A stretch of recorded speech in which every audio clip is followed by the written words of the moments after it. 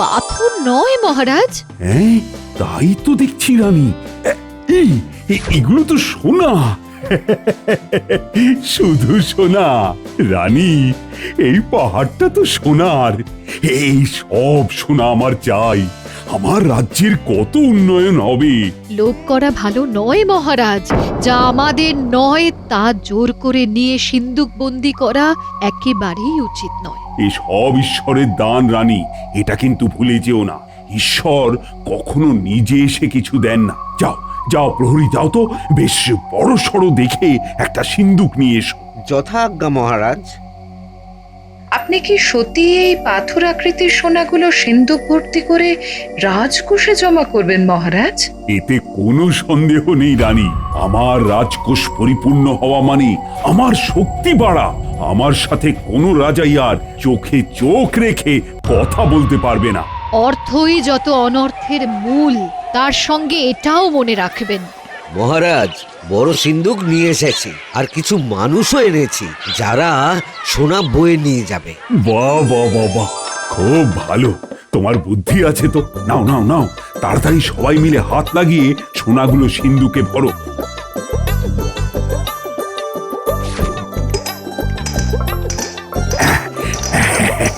সব সব আমার। একবার সন্ধান যখন পেয়েছি, তখন এই পাহাড় আমার আমার। কত আমার আমার করবেন না মহারাজ, কিছুই আপনার নয়। কি কি হচ্ছে সব? পাহাড় কাঁপছে কেন? মহারাজ, মহারাজ, পাহাড়ে ধস নেমেছে। ওই দেখুন, পাথরের চাই কি দ্রুত আসছে। প্রকৃতির আক্রোশে পড়েছেন আপনি মহারাজ, আর কোথাও পালাবার জায়গা নেই। আমরা সবাই পাথরের আঘাতে চূর্ণ বিচূর্ণ হয়ে যাব। মহারাজ, এই দেখুন সোনার পাথরগুলোর আর কোনো জৌলস নেই। গুলো আর সোনা নেই মহারাজ। কি করে হলো? কি ইন্দ্রজাল নাকি নাকি কোনো জাদুকরের জাদুর ভেলকি? এগুলো সব ছিল মহারাজ আপনার দৃষ্টিভ্রম, দেখার ভুল। পাহাড় কাঁপছে, ভূমিকম্প। রানীমা সাবধান, পাহাড়ে ধস নামছে। সাবধান, একটা পাথর গড়িয়ে আসছে রানী। রানী রানী, এই তো তুমি কোথায়? এই তো আমি এখানে। উফ, উফ, কি হয়েছে মহারাজ? কি ভয়ঙ্কর এক স্বপ্ন। আমাকে একটু জল দাও। তেষ্টায় একদম গলাটা শুকিয়ে গেছে। দাসী দাসী দাসী, খুব তাড়াতাড়ি মহারাজের জন্য পানীয় জল নিয়ে এসো। যথাজ্ঞা রানীমা। আপনার কি হয়েছে? কি স্বপ্ন দেখেছেন? সোনার পাহাড়, সোনা তোমার উপর পড়ছে, তারপর সব কালো হয়ে গেল। ও কিছু নয় মহারাজ, চলুন এবার উঠতে হবে। উঠে পড়ুন মহারাজ, রাজসভায় যেতে হবে যে। কিছু দুর্ভাবনা করবেন না, কাল ভালো করে ঘুম হয়নি হয়তো। বলছো রানী কিছু হবে না? কিন্তু শুনেছি ভোরের স্বপ্ন নাকি সত্যি হয়। ওসব কথা একদম মনে স্থান দেবেন না মহারাজ।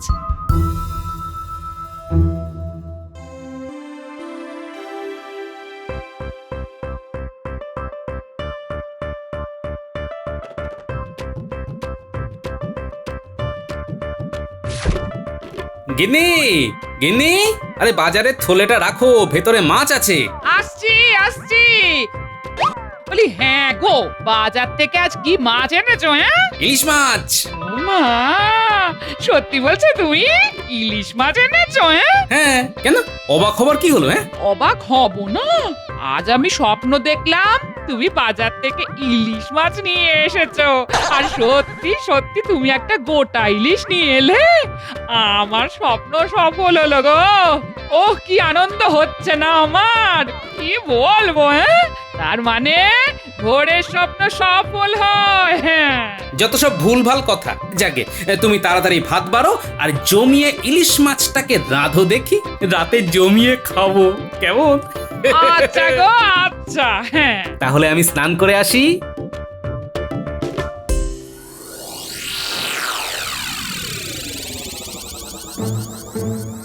এ কি, মহারাজ এখনো রাজসভায় আসেননি? কি হলো মন্ত্রী মশাই? সেটা আমি কি করে জানবো বলো? তুমিও যেখানে আমিও সেখানে। সাবধান, আমাদের পরম প্রিয় মহারাজ রাজসভায় প্রবেশ করছেন।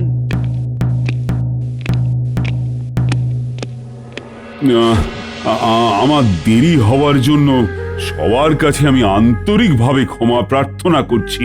না মহারাজ, দেরি তো সবার হতেই পারে, কারণ না থাকলে কি আর দেরি কেউ স্বইচ্ছায় করে মহারাজ? কি বলুন মন্ত্রী মশাই? আমি আজ তোমাদের কিছু বলতে চাই। একটা দুঃস্বপ্ন আমাকে এমন নাড়িয়ে দিয়েছে যে আমি একেবারে দিশেহারা হয়ে গেছি। তার মানে আপনার স্বপ্ন বিভ্রাট হয়েছে মহারাজ। কি স্বপ্ন দেখেছেন সেটা বলতে হবে। আমি স্বপ্নে দেখলাম আমি একটা সোনার পাহাড় ঘেরা উদ্যানে বেড়াতে গেছি। কি মনোরম জায়গা, পায়ের নিচে সোনার পাথর। তারপর ওই সোনার পাথরগুলো সিন্ধুকে করে নেব বলে প্রহরীকে দিয়ে সিন্ধুক আনালাম। ভাবলাম রাজকোষ পূর্ণ হলে আমার রাজ্যে উন্নয়ন খুব ভালো করে করতে পারবো। কিন্তু কি মহারাজ? তারপর হঠাৎ দেখি যেগুলোকে সোনা ভেবে সিন্ধুকে ভরেছিলাম সেইগুলো আর সোনা নেই, সব পাথর হয়ে গেছে।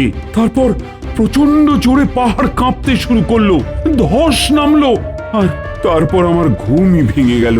সর্বনাশ! কিসের সর্বনাশ? মহারাজ, আপনার তো প্রচুর অর্থ নষ্ট হবে। এই সংকেতই তো আপনার স্বপ্নে জানান দিয়েছে। সে কি, অর্থ নষ্ট? প্রতিকার কিছু নেই? এই মহারাজকে ভয়ের টোপ দিয়ে লুটে নেবার ছক শুরু হয়ে গেল। আমাকে বিচার করার জন্য একটু সময় দিন মহারাজ। আমি কাল সকালে আপনাকে জানাবো প্রতিকারের উপায়টা কি। আমাকে এখন এই বিষয় নিয়ে বিস্তর পড়াশোনা করতে হবে।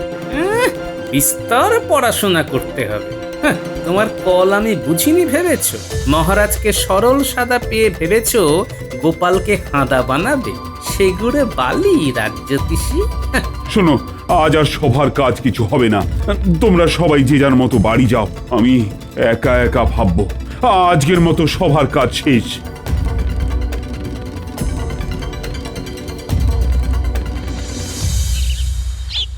এতক্ষণে এলে? আমি সেই কখন থেকে অপেক্ষা করছি। আরে গোপাল তো ইটুলির মতন আমাদের সঙ্গে আটকে ছিল। খুব কায়দা করে ওকে ভড়কি দিয়ে আসতে হয়েছে। যাকে আমাদের কথাবার্তা শুরু হোক। আমরা কি এখানেই কথাবার্তা শুরু করব? মন্ত্রীমশাই, আপনার বাড়িতে গিয়ে আলোচনা করাটা আমাদের সবার পক্ষেই ভালো। নইলে গোপাল চীনে জোকের মতন আমাদের পিছনে পড়ে যাবে। তাহলে চলো আমার বাড়ি, ওখানে মুড়ি খেতে খেতে সব আলোচনা হবে। খুব আলোচনা চলছে। তোমাদের কথাতে তো কোনো আলোই নেই, সবটাই চোনা। কি জন্য তোমরা তিন মূর্তি এক হয়েছো আমার বুঝতে বাকি নেই। চলো চলো চলো, সবাই আমরা মন্ত্রীমশাইয়ের বাড়িতে যাই। চলো। আমি তোমাদের কাজ ছাড়া করছি না। মহারাজকে ভয় দেখিয়ে মহারাজের ঘাড় ভাঙা আমি বার করছি। তোমরা যাবে যেথায় সেথায় যাব, ফুলে ফুলে উড়ে মধু খাবো।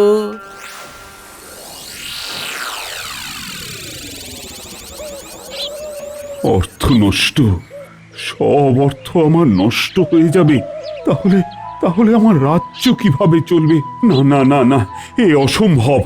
যে কোনো কিছুর বিনিময়ে আমাকে এর প্রতিকার করতেই হবে। কিসের প্রতিকার মহারাজ? ও, তুমি রানী, সকালে স্বপ্নটা নিয়ে খুব ভাবছি।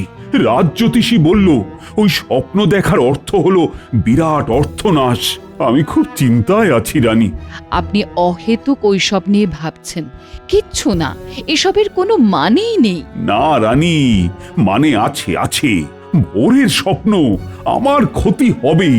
কাল দেখি রাজজ্যোতিষী কি প্রতিকারের বিধান দেয়। আপনি ভয় পাবেন না মহারাজ। আপনি রাজা, সব কিছু যুক্তি দিয়ে বুদ্ধি দিয়ে ভাববেন। মনে রাখবেন, আপনার দিকে তাকিয়ে আছে হাজার হাজার প্রজা। আচ্ছা মহারাজ, গোপালের কি মত? এই সম্পর্কে গোপাল আপনাকে কিছু জানায়নি? এই সম্পর্কে গোপাল আবার কি বলবি? স্বপ্ন নিয়ে কথা বলা কি চারটিখানি কথা? কত পড়াশুনো করতে হচ্ছে রাজজ্যোতিষীকে।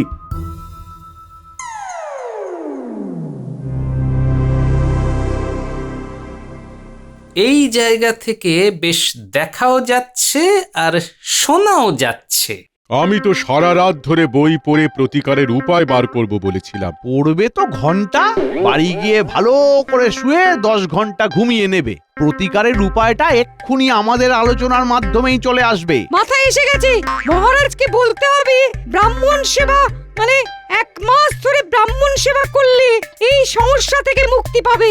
ভোজনান্তে দক্ষিণা বেশ জমে যাবে, কি বলুন মন্ত্রী মশাই? হ্যাঁ, জমে একদম দই হয়ে যাবে। অকৃতজ্ঞ সব, শুধু নিজেদের কথাই ভাবলে। কই মিলেমিশে খাবার কথা তো বললে না? হ্যাঁ, ব্যাস লেগে গেছে ভাগ বাটোয়ারা নিয়ে। দেখি শেষটা কি হয়। ঠিক ঠিক ঠিক, আমরা তো 3 জন, আমাদের এই 3 জনের স্বার্থ দেখতে হবে। কে রাজ্যদেশী? আরে কিছু উপায় বার করো। দেখি কি বুদ্ধি দেয়। আমার একটা বুদ্ধি মাথায় এসেছে, সেটা বলি? বলো শুনি। আমি মহারাজকে বলবো যে আপনি সকালে ঘুম থেকে উঠে যার মুখ প্রথম দেখবেন তাকে 500 সোনার মোহর দেবেন 1 মাস। আবার অঙ্কে ভুল হলো। 500কে আমরা 3 দিয়ে ভাগ করব কি করে?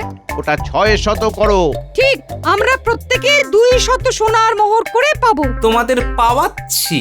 রাজ্যতীষী, তুমি ভেবেছো ভারী সুন্দর। আমরা 3 জন পালা করে মহারাজের সাথে সকালে দেখা করে আমাদের প্রাপ্যটা বুঝে নেব। কিন্তু তাতেও একটা কথা আছে। কি কথা? হ্যাঁ, তোমরা গভীরে ঢুকতে পারছো না। মহারাজ ঘুম থেকে উঠে তো রানীমার মুখ দেখবেন। শোনো শোনো, মহারাজকে বলতে হবে নিকট আত্মীয় ছাড়া যাকে আপনি প্রথম দেখবেন তাকেই শুধু 600 সোনার মোহর দেবেন। কেমন? হ্যাঁ, বাহ, এই না হলে মন্ত্রী মশাই। আমরা পালা করে যাব, প্রথমে যাবেন মন্ত্রী মশাই। তাহলে ওই কথাই রইলো। কাল রাজসভাতে রাজ্যতীষী বলবে প্রতিকারের উপায়। তোমাদের প্রতিকারের উপায় বার করছি আমি। আমি এখন যাব মহারাজ আর রানীমার কাছে।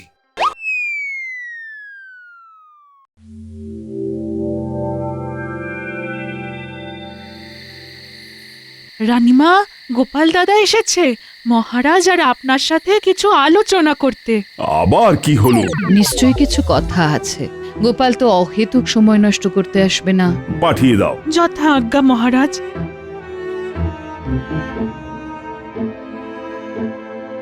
গোপাল নিশ্চয়ই কোনো ভালো খবর নিয়েই আসছে। আসতে পারি মহারাজ? হ্যাঁ হ্যাঁ, এসো গোপাল। বলো তুমি কি বলতে এসেছো? মহারাজ, আপনার দেখা স্বপ্ন নিয়ে 3 মূর্তি একটা গভীর ষড়যন্ত্র করছে। 3 মূর্তি? এই 3 মূর্তি কারা? ওই মন্ত্রী মশাই, রাজ্যতীষী আর পণ্ডিত। কি ষড়যন্ত্র গোপাল? রাজসভা থেকে বাড়ি যাব ভাবছি, দেখলাম রাজ্যতীষী আর পণ্ডিত একটা জায়গায় দাঁড়িয়ে গুজগুজ ফুসফুস করছে। আমিও দাঁড়িয়ে গেলাম। তারপর দেখি ওরা দুজন আমাকে লুকিয়ে লুকিয়ে কোথায় যেন যাচ্ছে। আমিও পিছু নিলাম। তারপর ওরা সবাই মিলে মন্ত্রী মশাইয়ের সাথে মিলিত হলেন। আমি লুকিয়ে সব দেখছি, কিন্তু কোনো কথা শুনতে পাচ্ছি না। ওমা, তুমি যদি শুনতে নাই পেলে তাহলে এত নিশ্চিতভাবে বললে কি করে? পুরোটা শুনুন না মহারাজ। গোপালকে পুরোটা বলতে দিন। বলো গোপাল। তারপর ওরা সবাই হাঁটা দিল। আমিও ওদের পেছন পেছন যেতে লাগলাম। ওরা সবাই মন্ত্রীর বাড়ির মধ্যে ঢুকে গেল। তারপর আমি যা শুনলাম। কি শুনলে? শুনলাম আমি তো সারা রাত ধরে বই পড়ে প্রতিকারের উপায় বার করব বলেছিলাম। প্রতিকারের উপায়টা এক্ষুনি আমাদের আলোচনার মাধ্যমেই চলে আসবে। মাথায় এসে গেছে, 1 মাস ধরে ব্রাহ্মণ সেবা করলে এই সমস্যা থেকে মুক্তি পাবে। ভোজনান্তে দক্ষিণা বেশ জমে যাবে, কি বলুন মন্ত্রী মশাই? হ্যাঁ, জমে একদম দই হয়ে যাবে। অকৃতজ্ঞ সব। শোনো শোনো, মহারাজকে বলতে হবে নিকট আত্মীয় ছাড়া যাকে আপনি প্রথম দেখবেন তাকেই শুধু 600 সোনার মোহর দেবেন। কেমন? হ্যাঁ, বাহ, এই না হলে মন্ত্রী মশাই। আমরা পালা করে যাব। তাহলে ওই কথাই রইলো। কাল রাজসভাতে রাজ্যতীষী বলবে প্রতিকারের উপায়। তোমাদের প্রতিকারের উপায় বার করছি আমি। আমি এখন যাব মহারাজ আর রানীমার কাছে। সর্বনাশ! মহারাজ দুধ কলা দিয়ে তো কাল সাপ পুষছেন, তাহলে কি করবেন এবার? কাল ওদের আসতে দাও না রাজসভাতে, দেখো কি হয়। ওদের সাথে মজা করব, ওদের কথা মানব। এখানে আমার একখানা কথা আছে মহারাজ। বলো বলো বলো। আপনার ভেতরের ঘরের দরজায় প্রমাণ সাইজের আয়না রেখে দেবেন, সেটা কেউ জানবে না। ঘুম থেকে উঠে যেই দরজা খুলতে যাবেন আপনার মুখটা আপনার নজরে পড়বে প্রথম। আপনি আপনাকেই 600 সোনার মোহর দেবেন 1 মাস ধরে, ডান দিক থেকে বাম দিক। ধন্য বুদ্ধি বটে তোমার। সব আপনার আশীর্বাদ রানীমা। আমি তাহলে এখন আসি। এসো।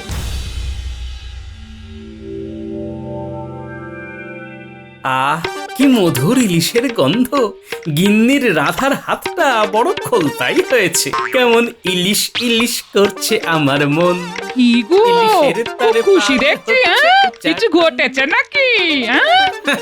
ঘটেছে মানে আজ 3 জনের ঘেঁটি ধরে ফেলেছি, মহারাজকে জানিয়েও দিয়েছি। বাবা, সেই 3 মূর্তিগুলো কে কে, হ্যাঁ? মন্ত্রীমশাই, পণ্ডিত আর রাজ্যোতিষী, এরাই সেই 3 মূর্তি। এরা কি করেছে এই একটু বলো না শুনি, হ্যাঁ? ও তোমাকে বলে কোনো লাভ নেই। ও, তুমি বলবে না তো? ঠিক আছে ঠিক আছে, তাহলে আমিও আজ খাবার দিতে পারবো না, হ্যাঁ? আরে আরে আরে, কিন্নি চটে যাচ্ছ কেন? খাবার বারো, দুজনে মিলে খেতে খেতে সব বলবো। ও আচ্ছা, তুমি হাত পাগুলো ভালোভাবে ধুয়ে এসো, হ্যাঁ?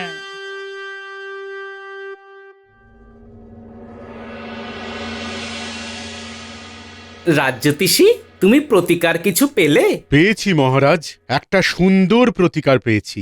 বলো শুনি, আমিও খুব উদ্গ্রীব হয়ে আছি। মহারাজ, প্রত্যেক দিন সকালে আপনি ঘুম থেকে উঠে যাকে প্রথম দেখবেন তার হাতে আপনি 600 সোনার মোহর দিয়ে দেবেন। এমনি ভাবে 1 মাস দেবেন, তাহলেই আপনার স্বপ্ন দোষ কেটে যাবে মহারাজ। মহারাজ, ভালোই হলো, 600 সোনার মোহর আপনার কাছেই থেকে যাবে। কি করে? বারে, প্রতিদিন সকালে ঘুম থেকে উঠে মহারাজ তো রানীমার মুখই দেখবেন। না না না, আত্মীয় পরিজনদের মুখ দেখলে হবে না। তবে কি অপরিচিত ব্যক্তির মুখ দেখতে হবে? না না না, পরিচিত অপরিচিত মিলিয়ে দেখলেই হবে। ব্যাস, তাহলে মহারাজ সব সমস্যার সমাধান হয়ে যাবে এই মাসেই। উফ, 1 মাস ধরে 200 সোনার মোহর, ভাবা যায় না। আচ্ছা মহারাজ, মন্ত্রীমশাইয়ের মুখটা কেন হাসি হাসি হয়ে উঠল? কি মন্ত্রীমশাই, আপনি 600 সোনার মোহরের জন্য ভোর রাত থেকে মহারাজের ঘরের চারপাশে ঘুরবেন নাকি? কি বললে গোপাল? আহা, রেগে যাও কেন, শান্ত হও। সব তো মিটেই গেল, এবার দেখাই যাক না কার কার ভাগ্যে 600 মোহর নাচছে। শোনো, মন দিয়ে শোনো। কাল ভোর রাতে পণ্ডিত, তুমি মহারাজের ঘরের দরজায় কড়া নেড়ে মহারাজের ঘুম ভাঙাবে। ঠিক আছে, এই কিন্তু মানে কি বলবো, অত সকালে মহারাজকে ঘুম ভাঙিয়ে, আরে কিছু সমস্যার কথা তো বলতে হবে। বলবে তো তুমি তুমি তুমি বলবে যে হ্যাঁ, তোমার পাঠশালার ছাদ ফুটো হয়ে গেছে, ছাত্ররা বসতে পারছে না, রাজসভায় আলোচনা করলে মন্ত্রীমশাই খুব ধমকান। বাহ, খুব সুন্দর। তাহলে ঠিক আছে, ওই কথাই রইলো।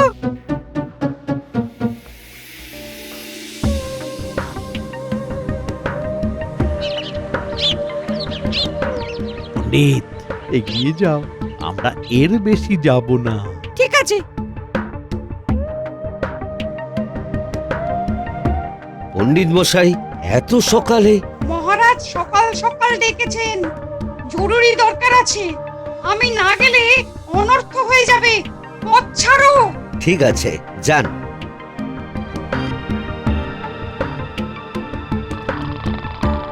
মহারাজ, মহারাজ! রানী, পণ্ডিত এসেছে। তাহলে উঠে পড়ুন আর আয়নায় আপনার মুখ দেখে নিন। ওরা তো জানে না যে আমি সব জেনে গেছি। মহারাজ, এ, আমি পণ্ডিত, আপনার সাথে খুব দরকার। দাঁড়াও, দরজা খুলছি। বাহ, গোপালের জবাব নেই। ইস, আর কিছু আগেলেই তো 600 সোনার মোহরটা পেয়ে যেতে। আমার আসার আগেও কেউ এসেছিল? কে সে? গোপাল? না না, সে আমার পরিচিত, আর তোমারও অপরিচিত নয়। কে সে? সেটা এখন বলা যাবে না, সবকিছু রাজসভাতেই বলবো।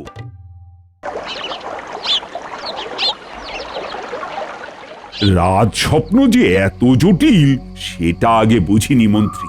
ভাগ্যিস স্বপ্নটা দেখেছিলাম, তাই কিছু মানুষকে ভালো চিনে নিলাম। মহারাজের গলাটা কেমন যেন লাগছে। পণ্ডিত, তুমি জিজ্ঞেস করলে না কার মুখ দেখে আমি ঘুম থেকে উঠেছি? আমি আমার মুখ দেখেই ঘুম থেকে উঠেছি, তাই 600 সোনার মোহর আমি নিজেকেই দিলাম। আপনি এই সব ঘটনাগুলো জানলেন কি করে? কি করে আর জানলাম? আমার আছে গোপাল, আর গোপাল আছে বলেই এ যাত্রায় পুরল না কপাল। গোপালের কথা মতো আমার ঘরের দরজায় পেল্লাই পেল্লাই আয়না লাগিয়ে দিলাম, আর ঘুম থেকে উঠে নিজের মুখ নিজেই দেখলাম। কি হে মন্ত্রী, 500 সোনার মোহরকে কি করে 3 ভাগ করা যায়? তাই 600 সোনার মোহরকে 3 জনের ভাগে 200 করে সোনার মোহর। মানে মহারাজ, মহারাজ খুব ভুল হয়ে গেছে, ক্ষমা ক্ষমা করে দিন মহারাজ। ক্ষমা? তুমি পণ্ডিত আর রাজজ্যোতিষী, তোমরা তোমাদের পেশাকে অপমান করেছো, ছোট করেছো। তোমাদের আমি আমার রাজ্য থেকে বহিষ্কার করলাম। প্রহরী, এক্ষুনি এদের উল্টো গাধায় চড়িয়ে মাথায় ঘোল ঢেলে বিদেয় কর। মহারাজ, গাধার উপর চড়াতে হবে না, এতে গাধাটার খুব কষ্ট হবে, ওরা সব পায়ে হেঁটে যাবে।